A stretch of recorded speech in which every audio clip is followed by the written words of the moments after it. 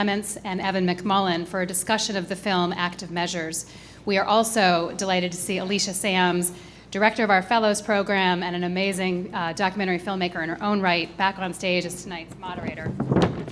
A few announcements. I want to mention a couple of upcoming events. On Friday, October 26th, we have Professor David Strauss of UChicago's Law School, who will be sitting down with Harold Koh, former legal advisor and Assistant Secretary for Human Rights at the State Department. They'll be discussing the Trump administration's relationship to the international rule of law, to continue a theme. On Halloween, we'll host a students-only lunchtime event with presidential historian Doris Kearns Goodwin. She and David Axelrod will discuss her new book on leadership styles of various presidents. You can find out more about these and our other upcoming events at our website at politics.uchicago.edu. Another quick word on voting. There are some elections coming up in 20 days, and we all know that voting is the most fundamental responsibility and privilege we enjoy in our democracy. This fall, a group of students has started a push to raise voter registration and turnout called UChi Votes.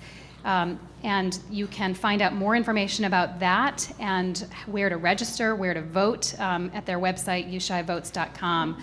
You can also vote early on campus at Reynolds Club from October 31st to November 2nd, and we hope that all of you will do so. We will have questions at the end. We will ask you to write down your questions if you have one. We will have a microphone that's, I think this one, roving, so just raise your hand and Alicia will call on you. We give priority for the first 3 questions to students. We remind you that, anybody want to finish it for me? A question ends in a question mark. Please make sure that your phones are on silent. And now, to formally introduce all of our speakers is Angela Seeger. Angela is a third year from New York. She is one of our most engaged students at the IOP. She has served as chair of the News and Views Committee. She has been an events ambassador, and this year she is the amazing intern in our events team. Please join me in welcoming Angela to the stage.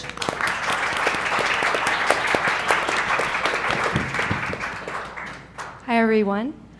It is difficult to make it through the day without hearing the words Trump and Russia uttered in the same sentence.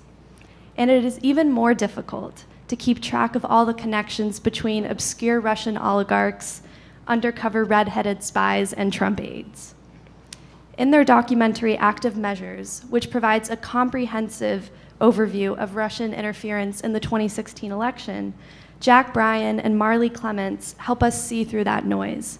So much so that before Active Measures was released,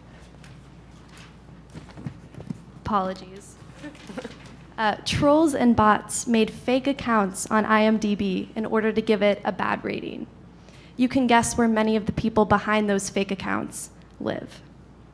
Writing his first film at age 16, Mr. Bryan studied film and media at the New School and went on to produce his first documentary, Life After Dark, the story of Siberia Bar, about one of New York's most notorious dive bars. In 2012, he co-founded Shooting Films, an independent production company. Ms. Clements is a political and communication strategist who has worked at the Brookings Institution and served as a government affairs coordinator at PolicyLink, a national research and action institute that advances economic and social equity. She has also worked on a variety of campaigns and for labor unions. Currently, she is a producer with Shooting Films. Also joining us on stage is Evan McMullen, who served as a CIA operative for nearly a decade, supporting counterterrorism and intelligence gathering operations in the Middle East, North Africa, and South Asia. He also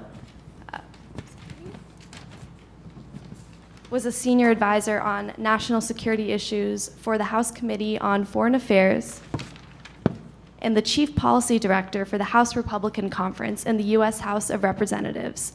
In 2016, he ran for president as a conservative alternative to Donald Trump.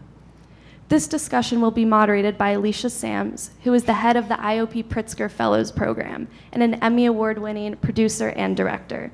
Please join me in giving a warm welcome to our guests on stage. Thank you, Angela, for that wonderful introduction. And welcome to all of you. Thanks so much for being here. Thanks for having us. I just found out that Marley is a hometown girl, so. I guess my first question is why and how did you make this film? What was the spark? What was the process? Because your access was amazing, so what did you have to do to get all those people to sit down and talk to you? Well, I'll take the why, and she should probably take the how, because she had more to do with that part than me. But the why for us was that when we started this project, April 1st, 2017, really the impetus for me at least was that there was a lot of good articles, there's a lot of good coverage of this, but it felt like it was getting lost on everybody, myself included. And it was very hard to figure out where certain threads started and how it connected to different things. And so I just felt that a film was the appropriate medium to really bring it through and sort of connect all those dots and to really show in one place where somebody could come in not really knowing all the things about it, sit down for an hour and 50 minutes and leave knowing at least the top line of all of the threads. I mean, you can go down the rabbit hole on all of these angles farther than we have, but it's just sort of an overview of what's there. And then the how was much more Marley than me. Well, Jack called me on April 1st, and he and I went and did a ton of research together and really found out who was on the ground in each portion of the film that we cover. And having spent about a decade in Washington, you know that there are so many men and women behind the big names, academics and diplomats and intelligence officers, all sorts of people who make these policies and make things happen. And so we started by reaching out to those people, and that really, built a foundation of trust for when we were able to eventually reach out to the bigger names like Evan and Hillary and McCain. And they sort of knew that this was a serious project and not some sort of sensationalist, run-of-the-mill documentary, that we had really done some research. So I think that made it a lot easier for sure. Yeah, it's sometimes easier to get the person that the person you want to get respects before than it is to get the person you want to get. Yeah, it's a chain. And what was your overall goal, and sort of, can you describe a little bit the experience of screening this film and what you're doing, and what it's been like for you, Evan, to be on the trail, as it were, with the film? So maybe you want to talk about your overall goal, and then we can talk. Yeah, I mean, I think the overall goal is, first and foremost, is to create a little immunity to this stuff. One of the things that when we talk to people in Eastern Europe, Eastern Europeans and Russians, a lot of them are really skeptical of the impact that fake news could have had. And the reason, to a large extent, is they've all seen this for decades. They know when they're getting a message that, okay, well, this is probably something to do with that. But we don't really have that defense. We never had somebody on our border that was trying to really influence opinion. And when the Russians were doing it during the Cold War, their ability to do so was very limited. And so I think that what we really wanted was just to let people know that this is a real problem. And it's something that has to be dealt with in a very serious and direct way, and that they should know this when they're consuming material in the future, that frequently, especially if they don't know the source of it, they are leaving themselves open to believing something because somebody else that doesn't have their best interest in mind wants them to believe that. And so how have you been getting that message out there? Since the film came out on August 31st, we have been very fortunate to partner with Evan's organization, Stand Up Republic. And so we've just been sort of pulling this program together very quickly, but we are taking the film across the country to the closest swing districts in the midterms. And so we have started, this is, I guess, our third night on tour. So we did 2 in Iowa this week, and we're heading across the country from here. We'll have a screening every single night, and I think that we've screened the film in Los Angeles and New York and Chicago now, and other big places, and that's a very specific response. These are sort of, it's a bit of an echo chamber, but I'm really looking forward to getting on the road and having this conversation with just normal Americans who, aren't as informed on this issue because they have lives and they can't read all the long form pieces. So we're really looking forward to that. And Evan can talk a little bit about what we're planning on doing with that. Yeah, no, I mean, I would say my participation from the beginning was just as someone who was deeply concerned about these issues, and then some filmmakers reach out to me and to my organization saying, hey, will you be a part of this? And we did a bit of checking, and then I decided to give the interview simply because it was such an important issue. But then I wasn't really that involved, and I didn't see the end product until it was released, essentially, or right before then. And now I just recognize it as such a useful product and a useful educational tool, and helping people understand how all of these pieces that we hear about every day fit together and do an overall narrative. And in my other activity across the country, when I travel and talk to people about their concerns about what's happening politically, the reality is that most Americans in the middle of America are not worried on a daily basis, aren't thinking too much about this Russian interference issue. And so anyway, the point of this is to educate Americans who may not otherwise be thinking about this issue, to help them make better voting decisions. But also, even beyond the midterms, the country will face some significant decisions. What am I talking about? Mueller, we've just heard today, Mueller is going to be issuing his findings, we're told, soon. There will need to be a decision that we make as a country, that our representatives make in Congress, about how to respond to that based on the details that we learn. And all of that requires some preparation of the American people with facts about what happened in order for the country to make the best decisions. So you've now had one experience, I guess, with the film outside the echo chamber. What was the response like in Ames? Well, I would just say that I would say that it's too early to tell exactly what the response is going to be from voters who are, not super supportive of Trump, but who fall maybe on the Republican side. They're not supportive of Trump, but they don't know what to think about Russia. I think it's too early to say. I think the response in Iowa, for example, is one of curiosity, but I think it's too early to say, and I think it'll in part be driven by additional Russia-related news events, which we will have more of after the midterms. Right now, for a variety of reasons, Mueller's sort of holding off on taking certain actions because we're before the midterms and whatnot. But there's more, the media is working on a handful of big stories that haven't come out yet, but that will come out that further explain what happened. All of these things will drive more interest back. When it becomes an issue in Congress, which I believe it will, after Mueller releases his report, that will drive a lot of interest. And then my hope is that a tool like this tool specifically, will then help people understand the matter. One of the things that, I lived in New York for 20 years, and you always heard about the Russian money laundering and Trump, and I think you did such a great job of kind of laying out the history of this relationship. Why all those years in New York did nothing ever happen? Well, I think that first of all, I don't know, but I have some suspicions. I think the one that kept popping up, that we kept hearing, was the dirty assets problem, what's also known as the Whitey Bulger problem, which is that Felix Sater and a lot of these guys are also FBI informants. And that is listen, as an FBI, if you're an FBI agent, it's going to be very difficult where you want to have an informant in a criminal organization. Okay, well, you have to then allow that person, in some ways, to continue operating within that organization, otherwise they're not going to be able to inform on it.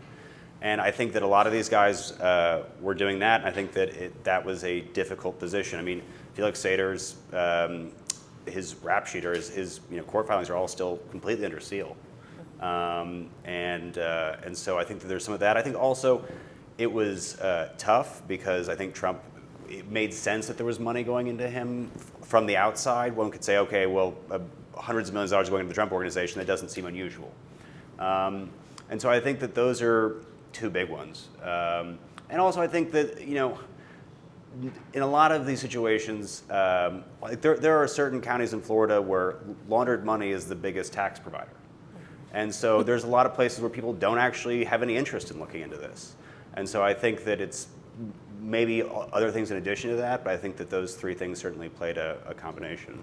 Yeah, and I would add to that, this is very difficult to track on purpose, obviously, by design. And there's a cutout. You can actually talk about it. You're better at that. Oh, how they cut out in the Patriot Act. Oh yeah. Well, this also makes it a lot easier to do it. Is that there is a cutout in the Patriot Act that allows them that they cannot look at real estate. So it's specific to real estate cutout that just makes it really hard to police. Interesting. I found it also kind of amazing to see how astute and analytical Hillary Clinton was, and what a kind of wonderful educational role she played in this film. How can you tell us a little bit more about what it was like to interview her about this election and how you got there? Yeah, I mean, politics, whatever, but I think it's pretty unquestionable she's incredibly smart and knows these issues really well. And so, frankly, like, that's just fun. Like, when you have been doing all this research and you talk to somebody like Hillary or like Evan, who really has a very firm grasp on this stuff, it's just fun. Like, if you'd be like, well, what do you think the effects of the Baku-Tbilisi-Ceyhan pipeline were on Eastern Europe? For someone to actually have a really considered, thoughtful, and insightful answer to that is really kind of, it's fun to interview people like that, you know? So that was great. It was yeah, and she was, I think, incredibly insightful, and yeah. When you look in these insights, you sort of have to wonder how much, you know, this is for all of you, how much do you believe Trump is compromised, and how much do you feel like he's just being played by Putin, who is just manipulating him masterfully? And does it really matter? I mean, look at how he's responding to strong men all over the world. But I don't know that those two things are mutually exclusive. Mm-hmm. You know, I think that one can be knowingly getting played. And so I think that he's in an awkward position, I mean, you know, more than anything.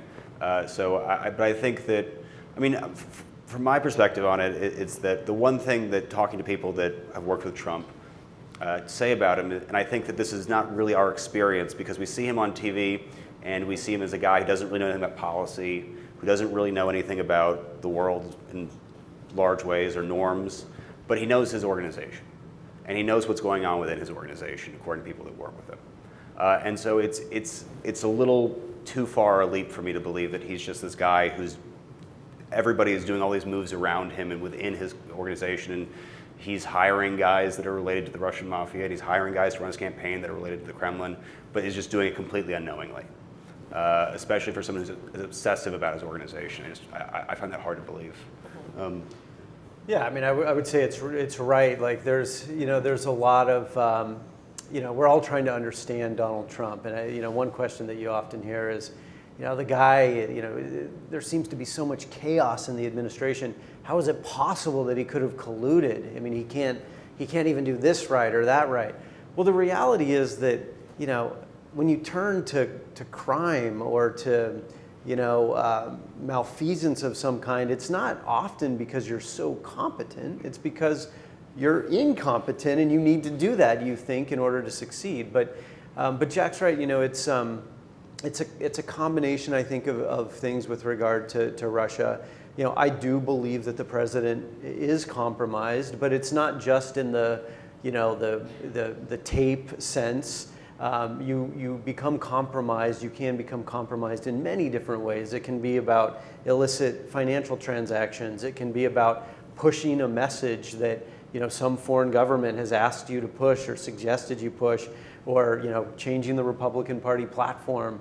It can be a variety of things, and sometimes very simple little steps. And it usually starts out very simple, but these simple compromises that you make for one reason or another to benefit yourself, or because your ego has been manipulated, end up painting you into a corner, which amounts to compromise.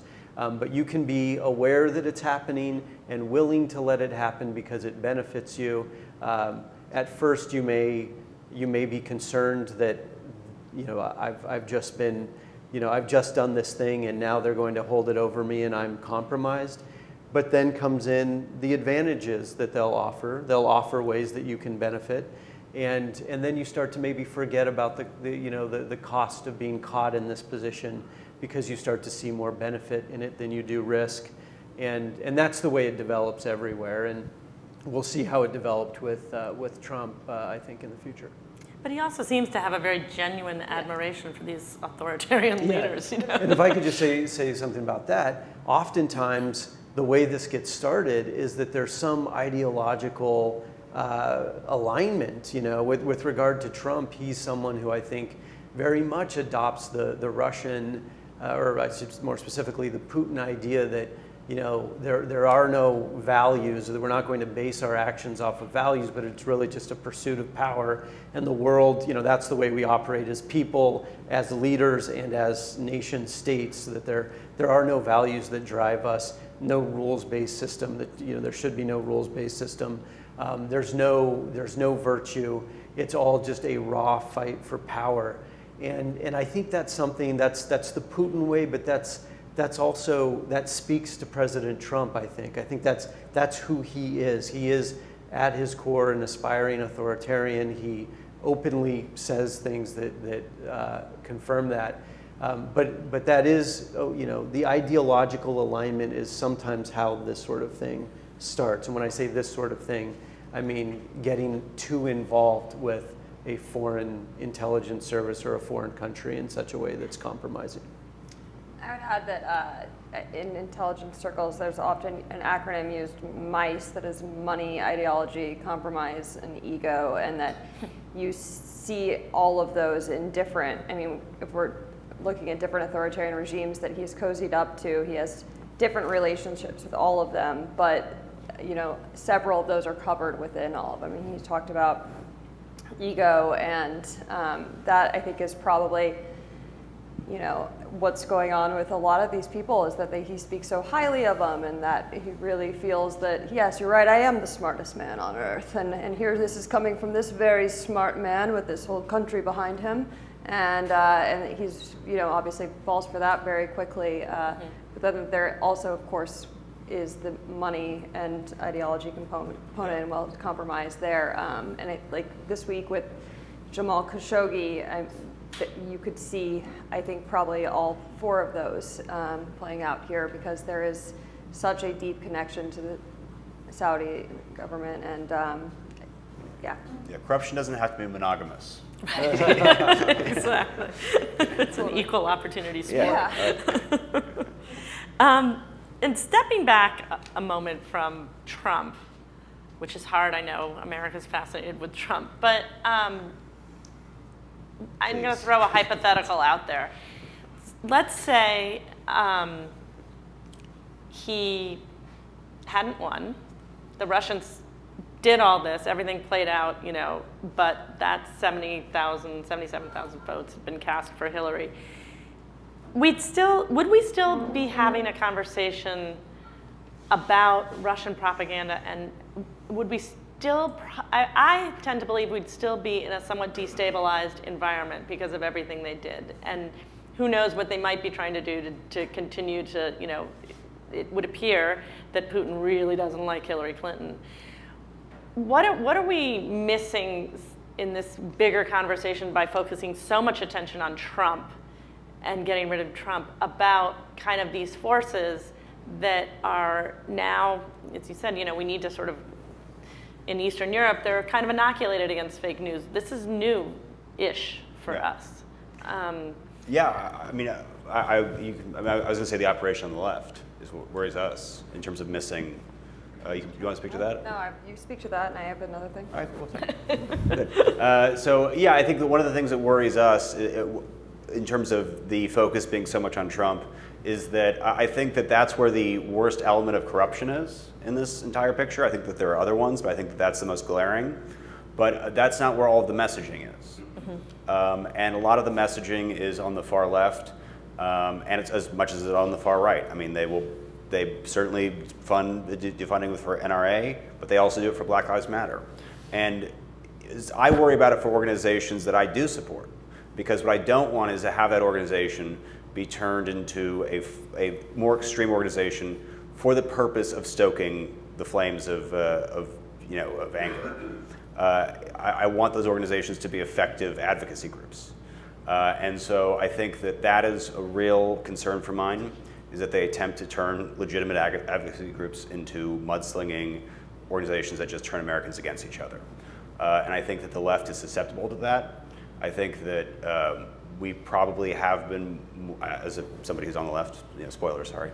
I think that we've been probably more susceptible. I also think McCarthy was the best thing that ever happened to the Russians, because any time after that people pointed out to actual operations, it seemed ridiculous, because obviously those hearings were ridiculous.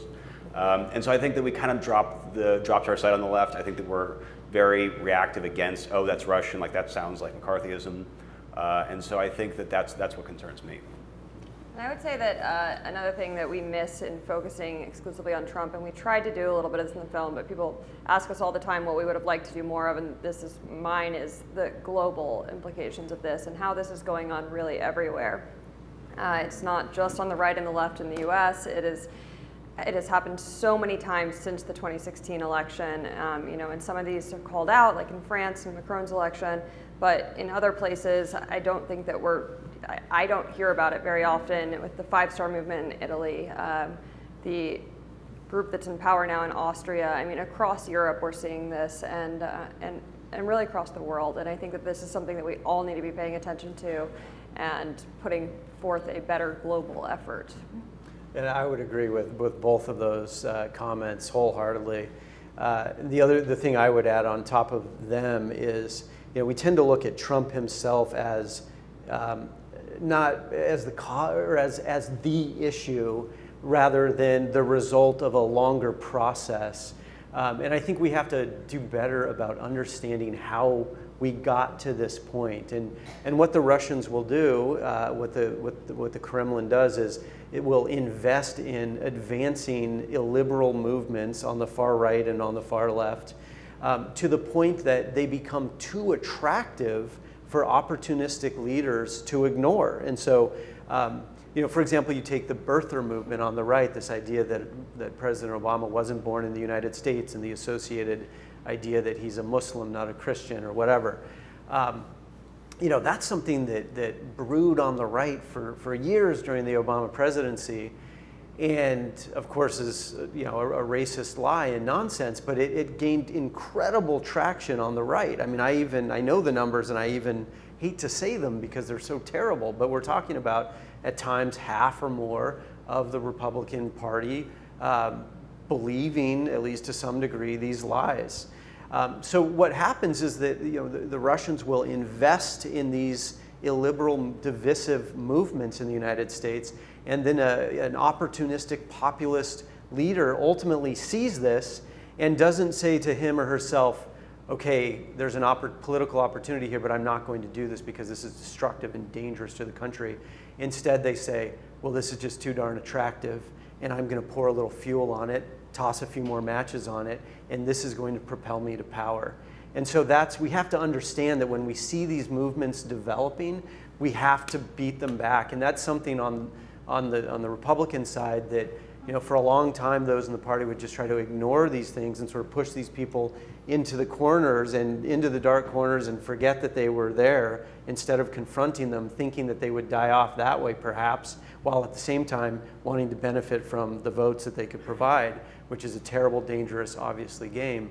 But I think we have to understand more that we have to stomp this stuff out before it inflames the country. We have to beat back these ideas and these extreme movements on the far corners of our political spectrum. Which brings us, I guess, to the question of Facebook and free speech. And if we're at this tipping point and it spreads so quickly because of social media, do you guys have an answer? Do either have, is it an education? Is it rules? It's education. I think it's the social media providers also have obviously a role to play in this. But it has to be one of those two things. I think it's going to be very hard to legislate. I think even if the will was there, the ability for lawmakers to understand even what they're legislating in that sphere seems unlikely. And they might have to do something in some capacity, but I think that it's going to be very difficult. And I think that we just have to, yet we should ask people to do things about it, but we also just have to make sure that we're responsible on social media. Like that's just how it has to be, you know. I would add that they are, you know, we're seeing a big movement towards transparency from a lot of these organizations. Twitter obviously put out this huge, all of this data today about the 2016 election. I haven't had a chance to go through it fully, but it looks pretty good. And what I would say is that, you know, it is a difficult thing to legislate, as Jack said, but these companies do have community guidelines.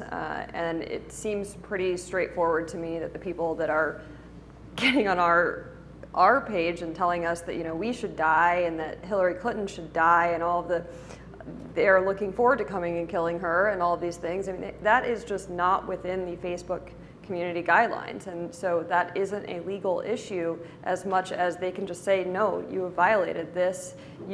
This is not a right for you to be here. This is a privilege and you should act like a person that deserves to be here. Yeah, I certainly think it's true. You know, some of our leaders struggle to understand the basics of social media. I remember Senator Hatch asking Mark Zuckerberg, many of you probably saw it, well, if you don't charge your users, how do you make money? I mean, there's just a fundamental lack of understanding for the revenue model of Facebook, you know.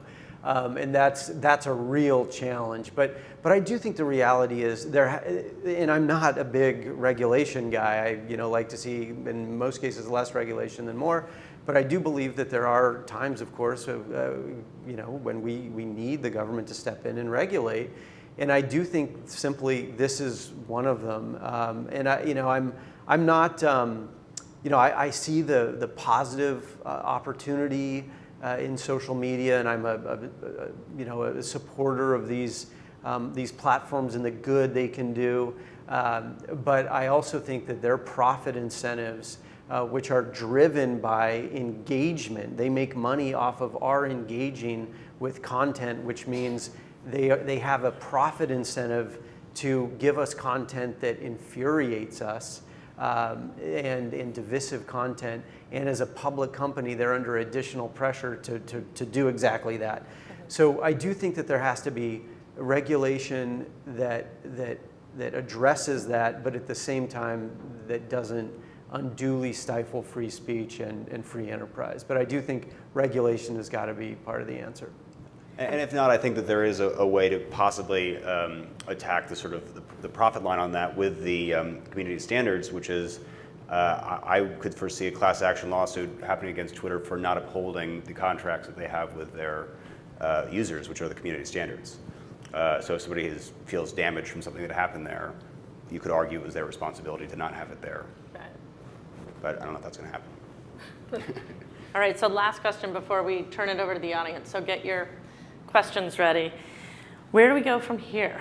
What happens next when Mueller releases his report? Do you have any predictions? I want to hear evidence. We all wonder. We all have ideas. But look, I think it appears that the most likely scenario is that the Democrats will take control of the House, and so then all of a sudden we'll reestablish separation of powers to some degree, and Democrats will have subpoena power in their hands, and they'll be able to, from the House, launch a more serious investigation into these issues, and there do need to be more serious congressional investigations. But when Mueller releases his report, the question will then come to, is it appropriate to impeach the president? Now, there will be pressure, I think, from the left for the Democrats to move even early, perhaps before Mueller releases his findings or in conclusion, his complete findings. And I think that's something we have to be very careful about. I think it's important to let Mueller finish his investigation, or at least come out with his main findings on these matters before the House, I would imagine, controlled under Democratic control, moves or considers impeachment, and that decision should be based on the facts in the report. Now, I will say this: Mueller is looking at legal questions did the Trump administration, the Trump campaign, did they trip legal thresholds that result in crimes for which people can be indicted? That's what they're looking at. That's what the special counsel is looking at. We may gather a few more details. But the important point is this. We know that the Russians attacked the core of our democracy. We know that the current president of the United States was aided, his election was aided by their effort. If you say, look, how do we know it was aided? Well, it's hard to say that empirically, except that theirs was a multi-million-dollar campaign to help elect Donald Trump and defeat his opponents. We do campaigns in this country because they have an effect. And they were, and they're the metrics, any metrics that you want to use to measure the effectiveness of Russian disinformation indicate that their messaging was effective. It went viral all the time, okay? So the point is that we have a president, we have a Russian-backed president of the United States. That is the cold reality. And whether they trip some legal barrier, whether our laws are where they need to be to prevent this kind of thing in theory or not, that's an important question. But there's a more important question, which is a political one, which is, are we going to stand for the president of our country or anyone else in public office being backed and knowingly backed by a foreign adversary? And so that's what we have to consider. I do think we should give time for the Mueller investigation. I do think the Democrats, after having taken the House, are likely to impeach the president. Then it's a question of what will the Senate do. It's a much higher bar there, much more difficult for the Senate to then convict the president. But depending on what's in that report, a lot of people dismiss that as an impossibility. I don't. Depending on what's in that report, we'll see. We'll see if that's possible. But I'm anticipating, we're in a period of great political polarization and, and just intense political polarization. And I will tell you, I think it's going to get worse. I think the president's attacks on our institutions will intensify, on the press, on law enforcement. I do think the president is gearing up to remove senior Department of Justice officials. I would expect him to remove Sessions, although, we're making predictions in this environment. It's tough, but all signs seem to be suggesting that. I will say that the investigation is too far advanced for him to simply destroy it by making a move like that, but I think he might make that kind of move. But I think things are going to get worse before they get better. And just to add on to that, I think that one of the other things, I agree with everything you just said, obviously, but in addition to that, one of the things that worries me about sort of where we go from here is if we don't address this, if we don't say, okay, this is really serious, you can't do that, I would imagine that every major power in the world will feel like they can't afford to not support a candidate or get behind a candidate of their choice. And we will feel as Americans that we have much less involvement with our politics than we've ever had before. And that, I think, is concerning. I think one of the ways, we might disagree on the stage, I don't know, about this, but one of the ways we can do that is the campaign finance reform. And I think that, foreign money going into being able to be contributed to a candidate is obviously a problem. Even through cutouts and other ways, we've got to be more transparent. And the last time we saw any meaningful campaign finance reform was right after Watergate. And so we can hope that maybe that's a silver lining of this, that we can do lots of things to strengthen our democracy and moving forward. Thanks. Do we have questions?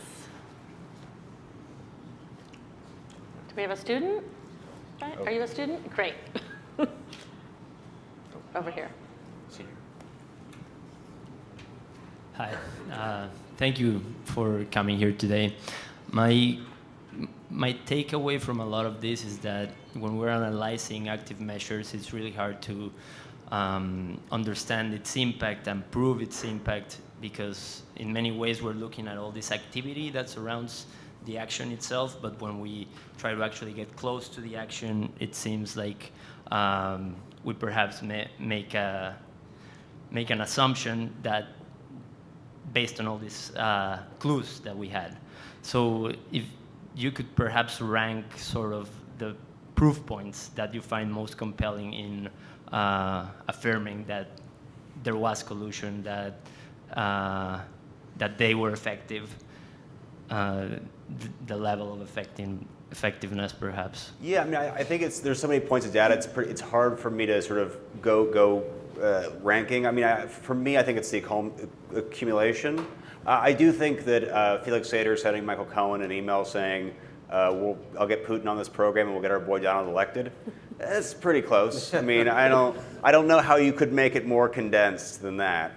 But so I guess that's the only time two people working for Trump said we're explicitly going to be doing this, as far as I can tell at this point. I mean, I would just add to that sort of the emails between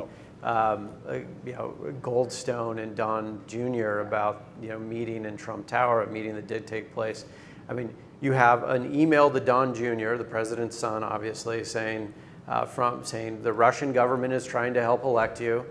Representatives of the Russian government would like to meet with you. They have dirt on one of your opponents. And Don Jr. saying, I love it. And then not only saying, I love it, but then giving advice about how to use it. And he says it'd be great at the end of the summer or whatever. Then they actually have the meeting. And then days after the meeting, you have Julian Assange announcing in London that they have dirt on Hillary Clinton that they're going to be releasing. A few days after that, Guccifer 2.0 pops up and says he's got dirt on Hillary Clinton. So it's, sometimes I think we struggle to see what's right in front of our faces. And there's so much of this information, and we have a tendency to think if there's something truly bad here, we don't know about it. But in reality, this thing happened right in front of our faces. And if you're someone who comes from the intelligence community, you looked at this and said, I've seen this before. I know what this is. And it was obvious.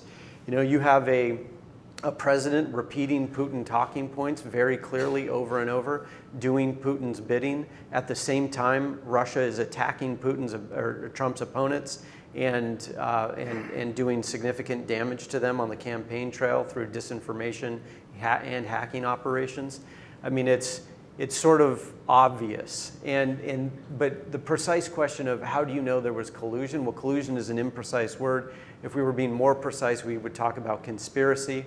And I would leave that to Robert Mueller and others to decide whether any of this amounts to, again, reaches some legal threshold. But what we can know and what should be sufficient to us as American people, as voters, is that the Russians helped elect President Trump. He and his team were eager to have that help. We know that from his mouth and from the mouth of others related to the campaign, including his son. And you would really, I think it's harder to argue that the campaign had no effect than that it had some effect. The Russians spent millions of dollars on this campaign in a very targeted way. Donald Trump won the election through the Electoral College route by 70,000, a little more than 70,000 votes. It's hard to imagine that a campaign, a multi-million-dollar campaign run by a capable foreign intelligence service that was as targeted as it was, had not even enough effect to cover that number of votes. And I can tell you as somebody who was on the campaign trail for a brief period of time, only 3 months, but in my own town halls, in my own events, dealing with or engaging with voters, the questions that I would get from them reflected, especially in retrospect, I can see it reflected the disinformation campaigns that the Russians were running. I remember just very briefly being at a town hall talking about refugees, and I was defending refugees and our refugee policy and accepting some refugees to the United States. And one woman came to the microphone to ask a question, and she said, "Okay, fine, I accept, but if we vote for you and Hillary Clinton wins, then and all these refugees come, then where are we going to live?" And that was, that's a question that's, first it's hard to understand, because what is the suggestion that if we resettle some number of refugees to the United States, according to whatever Secretary Clinton's proposed policy was, that's going to push us out of our homes. That was the idea, and indeed, part of the Russian disinformation campaign was the suggestion that she was going to allow in, or that Donald Trump's opponents, me including, were going to allow in millions of refugees into the country.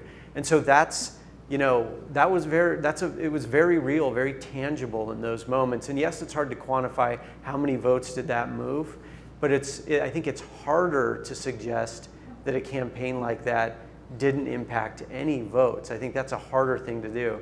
And then the last thing I'll say about this is that, we hear about how the Russians reached 126 million people on Facebook during the campaign. That's a whole lot of people, all right? Especially when the whole campaign hinges upon 70,000 votes. But what people often discount is the fact that Donald Trump himself was carrying Putin's message, the same message contained in that disinformation campaign every day of the campaign. And the television company, the television networks carried that message to everyone. Show me one person. I mean, yeah, you could. There aren't very many people who during the campaign never watched broadcast news or cable news. We all did. And Donald Trump was the predominant voice on those broadcasts during the campaign, and that message was entirely the message of Russian disinformation the whole time. It was the same message. And just one more thing on the Donald Trump Jr. email. Just imagine, if you will, you are sitting at your desk and you receive an email that says, hey, on behalf of the Chinese government's support of your work or schoolwork, here's some stuff. And not responding, what's this about China? Like, the fact that it wasn't even a question about what he was talking about, for me, is, I think, the most criminal or most suspicious thing that there is. Yeah, it was something that he recognized. It was something familiar to them. If this is what I think it is. Yeah.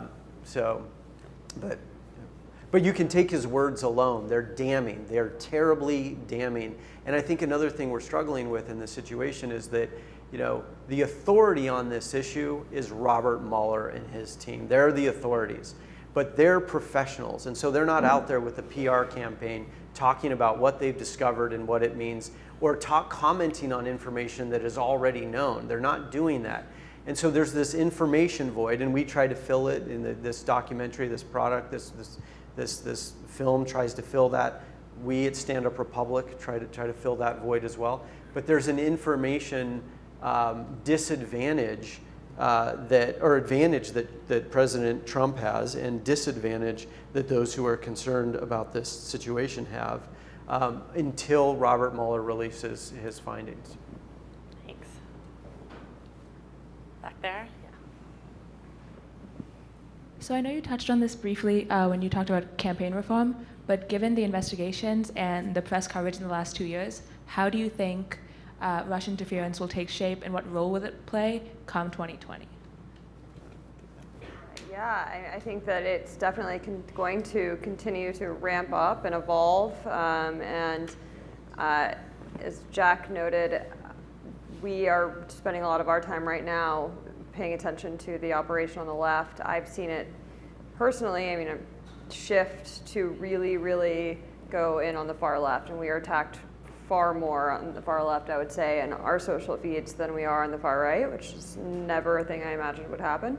And to Evan's point just now, it's you're able to identify specific language that that this is coming from disinformation, and that these are who these people ostensibly are is all members of the far left. And I think that several campaigns, friends of mine in Washington, have been approached by lots of organizations recently that have sort of come out of the woodwork, that have all sorts of money and ideas for them, and that's really pretty scary. And I think that we're going to continue to see that, because I think they have been very effective in really, almost just crippling the Republican Party from at least its original founding principles. And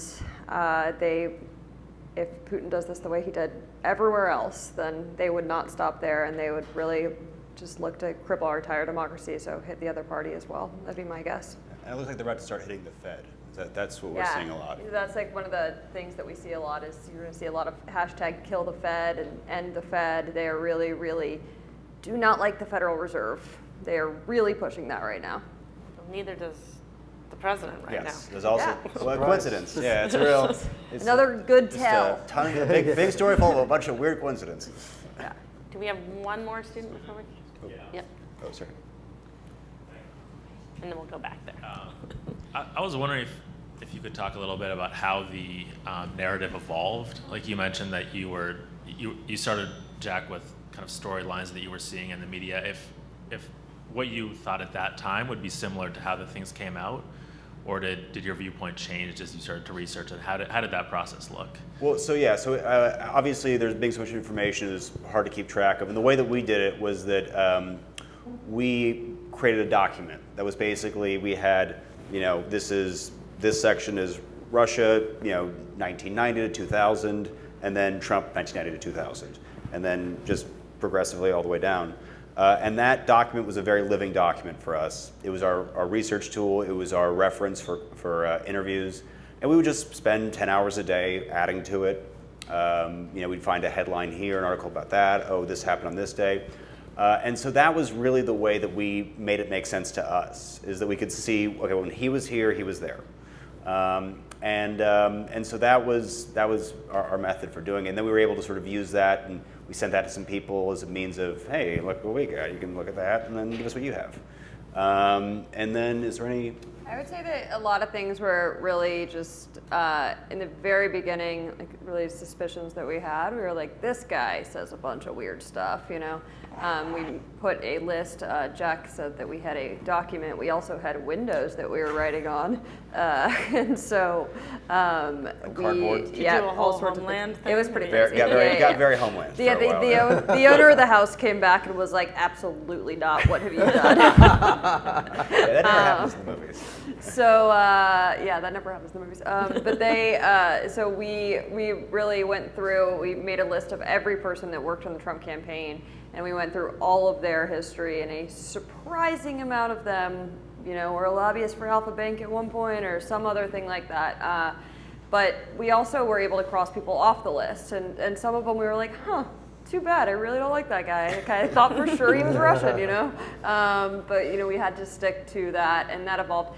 And then just sort of suspicions around other things. It was like, the Georgian War was really wild and weird, and I don't know all that much about it, but we should do a serious deep dive on Georgia because there was a lot of information around that was a problem, and other countries like that too. I mean, a lot of it was just like I'm suspicious about this. So it definitely did change the narrative throughout because we could only stick with the things that stuck, that actually had facts behind them. And the thing that also was changing throughout is we kept having to move the Trump start date back farther and farther. We kind of figured, 2004, that really seems like when this started. Yeah. And then we got into it nope, or go back earlier. And then we just had to find the first line of illegality, frankly. We could have gone back further if we wanted to. But. Yeah. We finally settled, I think, 1984, but since then a couple things have come up that I'm like, really? Wow, further. We have one last question. Yeah, I'm wondering why you decided to come out ahead of the Mueller report, since that could maybe have a big influence on how your story goes. Were you trying to get a jump on it, or would you be thinking about doing a sequel? Or well, we started the film before Comey got fired. So we started the film long before the Mueller investigation began. I think that, I think that the Mueller investigation, here's what it is, really, frankly, is that I think that the Mueller investigation is incredibly important and great. The thing that frustrates me about it is I think that a lot of journalists are just waiting for Mueller and not doing their job of trying to figure out what happened. The Mueller investigation is incredibly important, but he's not going to translate in that a way for people can understand it. And all this stuff is already out there. Most of this stuff was already out there before the election. I think that even if the Mueller investigation comes out, people still need a place where, assuming we all get to see what he wrote, people still need a place to understand it and understand how far back it goes and different elements of it that aren't going to be part of the Mueller investigation. In addition, there's going to be others. I mean, it's going to be the Southern District as well. It's going to be New York Attorney General. It's going to be the Eastern District of Virginia, likely. and I think that maybe some Florida counties as well. But so it's yeah, those are my reasons. And I would say that a lot of people say, are you afraid that the Mueller investigation is going to come out and this is going to look, you're going to have gotten something wrong?